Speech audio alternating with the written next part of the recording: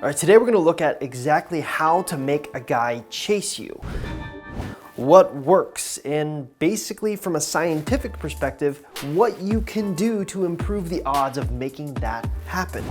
But perhaps the smartest thing that we can do isn't to start with some basic building blocks of this can make a guy chase you. Instead is to look at what doesn't work to make a guy chase you. So in order to maybe explain this, I need to tell you a personal story from my personal life. About 12 years ago, I was in my third year of college. I had been single for 3 years straight, and contrary to what you would believe, I hadn't dated anyone or really gotten any kind of intimacy at all for 3 years.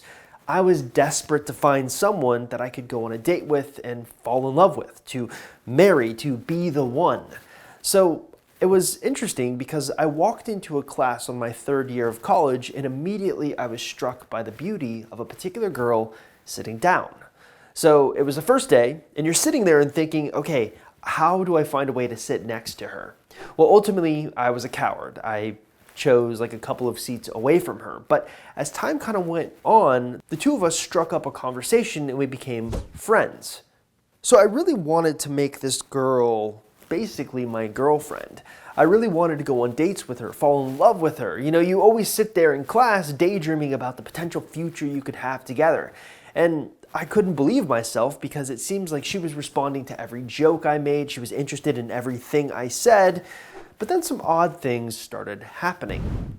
One day particularly, she showed up with a flower.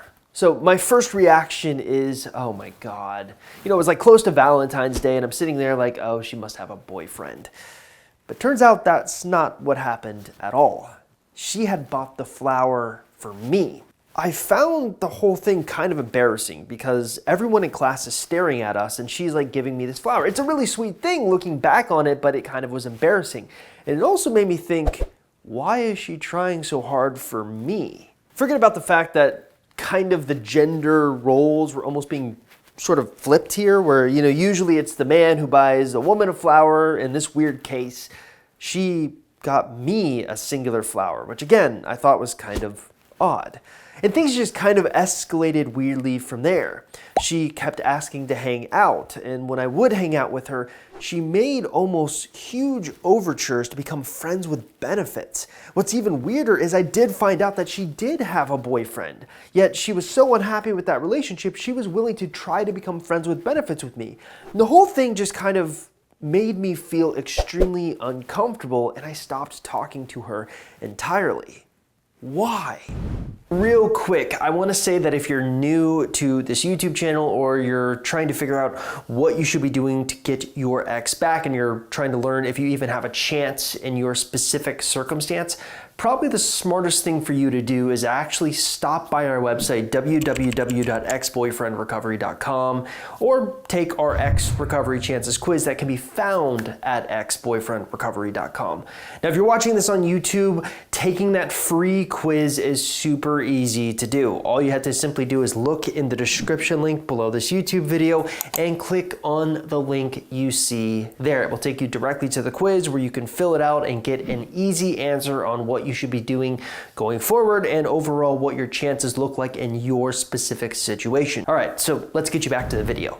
What I think it's interesting to note is going back, when I look at my experience in dating, I think I really overvalued looks. You know, you always sit there as a young man or woman thinking, if I could only have someone that looks like that, except when you do get someone that looks like this way, in the way that you want them to look, and it is subjective, and their personalities don't quite match, it's kind of a turnoff. And so what I realized about myself is I overvalued looks when I should have been overvaluing personality. There was also kind of something really alarming about her approach. She was extremely desperate. And I think a lot of the women who are watching this video and having trouble getting guys to chase them is probably because they're exhibiting these subconscious desperate behaviors without even realizing it. Because upon actually communicating with her years after the fact, after we had both moved on, she basically asked me point blank, well, why didn't you try to get with me? Or why didn't you try to date me? And I told her point blank, it's because it looked like you were extremely desperate. And she goes, I didn't think I was desperate. So it gives you kind of an insight into her mind. She didn't think she was being desperate at all. And this is an important thing to consider when you're looking at what makes guys chase you. Obviously, you don't want to look desperate, right? That makes you look like you're trying too hard. But the other really important thing to mention here is the reason I did not gravitate towards her when she had basically all the check boxes checked off was the fact that it didn't really take any work to get her. So there's this really interesting study being done where scientists will show guys who consider themselves players 2 pictures. One is a picture of a beautiful woman, and another is a picture of a woman that is blurred out. And they asked the guys point blank, which of these women would you prefer to date? And without a doubt, overwhelmingly, people choose the blurry photo. Because there's kind of this element of like, you don't know, there's a mysterious element to it, but also there's an element to you almost have to work to get that person. And so this is kind of an important thing to consider when you're looking at how to get men to chase after you. And to make matters even more complicated, this phenomenon occurs with something as simple as products. So they took a lot of the same type of participants in this study and did a different test with them where they basically had them value something on a shelf. So the first thing was a really easy to grab thing in the shelf, and the second thing was something that was really far behind the shelf. Almost always the participants valued the thing that took more work to get. So men literally want what they can't have. Now, I think this is kind of the lost element because a lot of the times people coming to our videos are trying to get their exes back.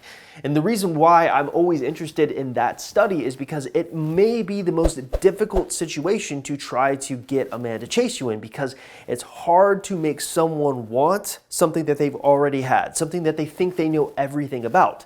And so ultimately what we end up having to do for our clients, specifically our female clients, is teach them how to shift their paradigm, or teach them how to show their exes that you don't know everything you think you know about me. And one of the biggest concepts that we have been really pushing is this concept of becoming ungettable.